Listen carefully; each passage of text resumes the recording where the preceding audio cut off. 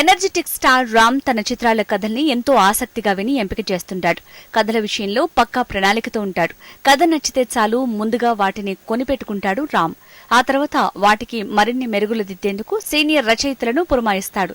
ఈ పద్ధతి వల్ల స్టోరీలో చక్కని డెవలప్మెంట్స్ వచ్చి సినిమాకు హైప్ వస్తుంది. కొన్ని ఫ్లాప్ చిత్రాల అనుభవంతో రామ్ ఈ పద్ధతిని ఫాలో అవుతూ సక్సెస్ అవుతున్నాడు. దీనికి సంబంధించి రామ్ ఓ లాజిక్ ని కూడా చెప్పాడు. కథ నచ్చకపోయినా అందులో ఒక సోల్ కి కనెక్ట్ అయితే చాలు, దానిని మరింత బెటర్మెంట్ చేసుకోవచ్చు. రెగ్యులర్ గా కథల్ని వినేటప్పుడు ఈ లాజిక్ ని పాటిస్తే కొత్త కథలు తయారు చేసుకోవచ్చు అని చెప్పుకొచ్చాడు రామ్. ఈ ఫార్ములా రామ్ కి బాగానే వర్కౌట్ అయింది. ప్రస్తుతం రామ్ బాటలో రవితేజ కూడా హాయిగా సాగిపోతున్నాడు. శ్రీకాంత్ అనే యువ రచయిత నుంచి ఏకంగా 5 కథల్ని కొనేశాడట రవితేజ. ఆ కథలు మొత్తం నచ్చకపోయినా ఏ పాయింట్ కి తాను కనెక్ట్ అయ్యాడో ఆ పాయింట్ ని సీనియర్ రైటర్స్ తో డెవలప్ చేయించే పనిలో ఉన్నాడట రవితేజ. ఇంతకీ ఈ రచయిత శ్రీకాంత్ ఎవరంటే కిలాడి సినిమాకి పనిచేసిన రైటర్.